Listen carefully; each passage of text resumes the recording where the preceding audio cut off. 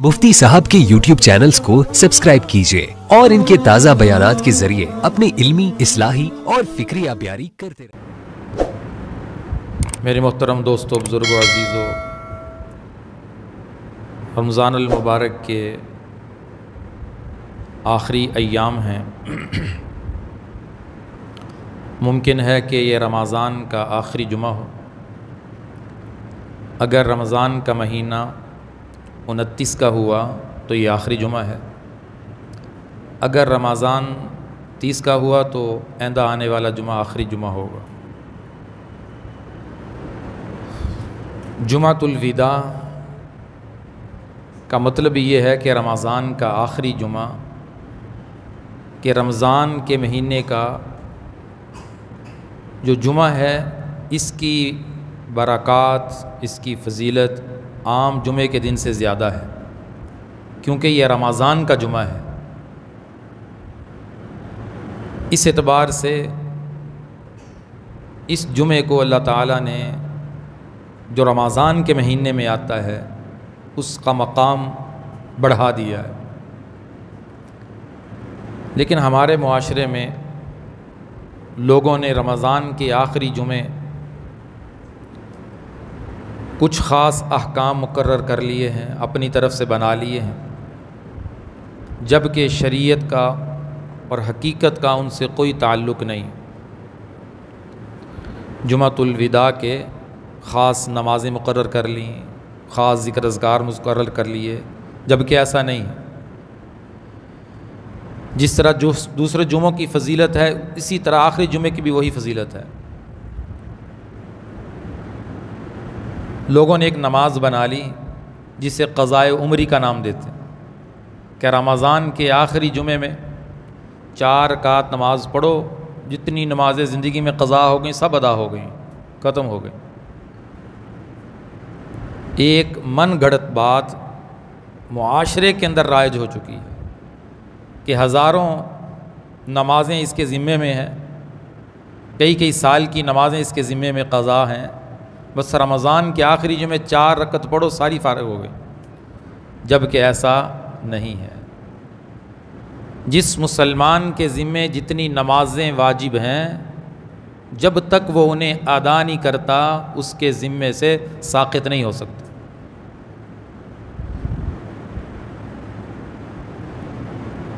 لہٰذا ہمیں دین کے خالص احکامات پر عمل کرنا چاہیے، بنائے گئے احکامات کو، رسومات کو اپنی زندگی سے نکالنا چاہیے۔ بہرحال یہ جمعہ، جیسے میں نے عرض کیا کہ رمضان کا آخری جمعہ بھی ہو سکتا ہے۔ ایمان والوں نے رمضان کے اندر روزے رکھے، تراویح کی نماز پڑھی، ذکر اذکار کیے، تلاوت کی، تو آخری مراحل میں جب کوئی نیک عمل کر کے وہ نیک عمل کو اختتام تک پہنچائے تو اسے کیا کرنا چاہیے؟ اسے 2 کام کرنے چاہیے۔ پہلا کام یہ کرنا چاہیے کہ اللہ نے جس نیک عمل کی توفیق عطا فرمائی ہے وہ اس نیک عمل کرنے پر اللہ تعالیٰ کا شکر ادا کرے۔ اے اللہ، تو نے روزے رکھنے کی توفیق نصیب فرمائی، تراویح کی توفیق نصیب فرمائی، تلاوت کی توفیق نصیب فرمائی، کلمہ طیبہ کا ذکر کرنے کی توفیق نصیب فرمائی، معافی مانگنے کی توفیق نصیب فرمائی، اس پر میں تیرا شکر ادا کرتا ہوں۔ وگرنہ کتنے گھرانے، خاندان، کتنے افراد ایسے جنہیں رمضان کا ایک روزہ نصیب نہیں ہوا، جنہیں رات کی تراویح کی نماز نصیب نہیں ہوئی، جنہیں قرآن کھول کر دیکھنا نصیب نہیں ہوا۔ بہت لوگ معاشرے میں ملیں گے، لیکن جس کو اللہ نے اتنے خوبصورت ایام میں، اتنے بابرکت مہینے میں اپنی طرف رجوع کرنے کی، توبہ استغفار کرنے کی توفیق نصیب فرما دی، اس پر لازم ہے کہ وہ اپنے رب کا شکر ادا کرے، اپنے رب کا شکر ادا کرے۔ لَإِن شَكَرْتُمْ لَأَزِيدَنَّكُمْ، اگر تم اللہ کی نعمتوں کا شکر ادا کرو گے اللہ تمہاری ان نعمتوں میں اضافہ فرمائے۔ تو مسلمان رمضان کے اختتام میں اپنے اللہ کا شکر ادا کرے، اس لیے کہ اللہ کی توفیق کے بغیر ہم ایک قدم نہیں اٹھا سکتے۔ اللہ توفیق دیتے ہیں تو مسجد آتے ہیں، اللہ توفیق دیتے ہیں تو نماز پڑھتے ہیں، یہ اللہ کی توفیق سے سب کچھ ہو رہا ہے۔ تو جب مسلمان اللہ کے حکم پر عمل کرنے کے بعد اللہ کا شکر ادا کرے گا اللہ اس عمل کے اندر اضافہ فرمائے۔ اس لیے حضرت تھانوی رحمۃ اللہ علیہ فرمایا کرتے تھے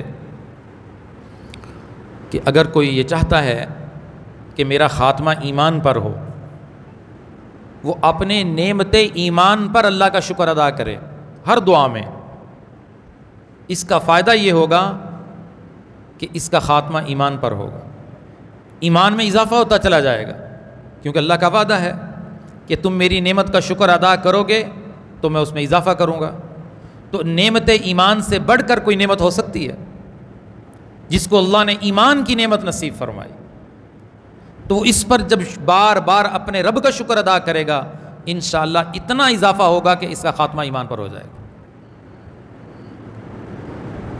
ایک تو عمل ہمیں اللہ کا شکر ادا کرنا چاہیے، عبادت کے بعد کبھی تکبر نہیں ہونا چاہیے، کبھی اپنی بڑائی کے خیالات نہیں ذہن میں آنے چاہیے کہ میں نے یہ کر لیا، میں نے وہ کر لیا، بس یہ کہے جو کیا میں نے اللہ کی توفیق سے کیا۔ بڑے لوگوں کو عادت ہوتی ہے رمضان میں جی میں نے اتنے قرآن ختم کر لیے، میں نے اتنی مرتبہ کلمہ پڑھ لیا، میں نے یہ کر لیا، میں نے اتنے نفل رات کو پڑھے۔ بھئی عبادت کو چھپانے کی ضرورت ہے، چھاپنے کی ضرورت نہیں ہے۔ بندے کا اور بندے کا اور اللہ کا معاملہ ہوتا ہے عبادت کا، بس۔ اس لیے جتنا عبادات میں اخلاص ہوگا اتنی عبادت میں طاقت اور قوت پیدا ہوتی ہے۔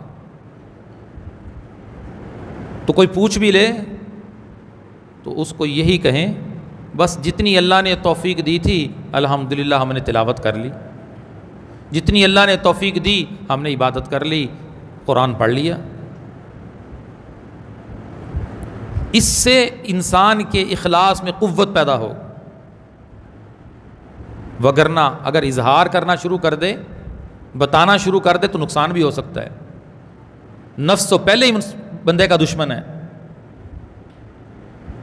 تو پہلا کام اللہ کا شکر ادا کرے، اور دوسرا عمل فرمایا رمضان کے اختتام میں توبہ استغفار کرے کہ اے اللہ جیسے روزہ رکھنے کا حق تھا مجھ سے ویسے نہیں رکھا گیا، جیسے عبادات مجھے کرنی چاہیے تھی ویسے نہیں ہو سکی، تیری شان بڑی ہے، آپ کی ذات بڑی ہے، آپ کی شان کے مطابق آپ کی عبادت نہیں ہو سکی، اس پر ہمیں معاف کر دو۔ قرآن میں آتا ہے کانوا قلیلا من اللیل ما یہجعون، ساری رات اللہ کے سامنے عبادت کرنے والے جب صبح ہوتی ہے وبالاسحار ہم یستغفرون، وہ اللہ سے معافی مانگنے لگ جاتے ہیں۔ حضرت عائشہ رضی اللہ تعالیٰ عنہ نے آپ صلی اللہ علیہ وسلم سے اس آیت کے بارے میں سوال کیا کہ یا رسول اللہ صلی اللہ علیہ وسلم اس آیت کا مطلب کیا ہے؟ رات بھر عبادت کرنے والے صبح استغفار کیوں کرتے ہیں؟ استغفار تو گناہ کرنے کے بعد ہوتا ہے، انہوں نے رات بھر عبادت کی، وَبِالْأَسْحَارِ هُمْ، سحری کا وقت ہوا، صبح ہوئی، اٹھے بیدار ہوئے تو استغفار کرنے لگ گئے۔ تو اللہ کے نبی نے جواب دیا اے عائشہ وہ لوگ اس لیے استغفار کرتے ہیں، وہ یہ اس بات کا اظہار کرتے ہیں اے اللہ جس طرح تیری عبادت کرنی چاہیے تھی ہم سے نہیں ہو سکے، ہمیں معاف کر دے، اپنی عاجزی کا اظہار کرتے ہیں۔ ما عبدناک حق عبادتک ما عرفناک حق معرفتک، اے اللہ جیسے تیری عبادت ہونی چاہیے تھی، جیسے تجھے پہچاننا چاہیے تھا، ہم تجھے پہچان نہیں سکے، تیری عبادت کا حق ادا نہیں کر سکے۔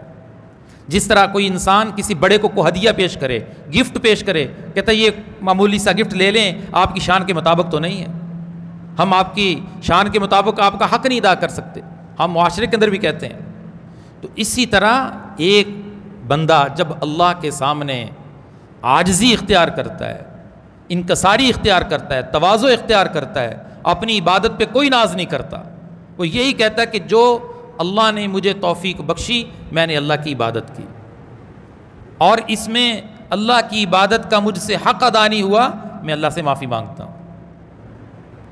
سیدنا صدیق اکبر رضی اللہ تعالیٰ عنہ فرمایا کرتے تھے کہ ہر نیک عمل کے بعد تم الحمدللہ بھی کہو کہ اللہ کی توفیق سے ہو گیا، اور استغفر اللہ بھی پڑھو، اے اللہ جیسے ہونا چاہیے تھا ویسے نہیں ہو پایا، ہمیں معاف کر دے۔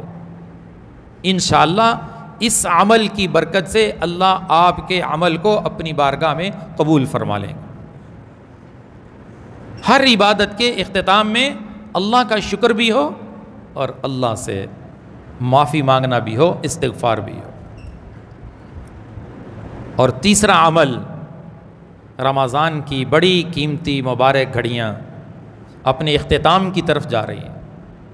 مسلمان جو ابھی تک رمضان کے مہینے سے غافل رہا، اسے چاہیے وہ اپنے رب کی طرف لوٹ آئے، وہ توبہ اور استغفار کی طرف آ جائے۔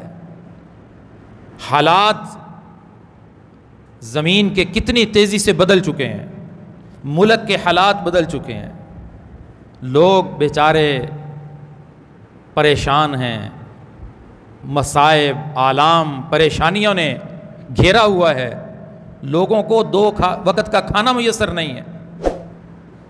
دیکھ رہے ہیں آپ، لوگ بیچارے آٹا لینے کے لیے کتنی لمبی لمبی لائنیں بنا کے کھڑے ہوئے ہیں۔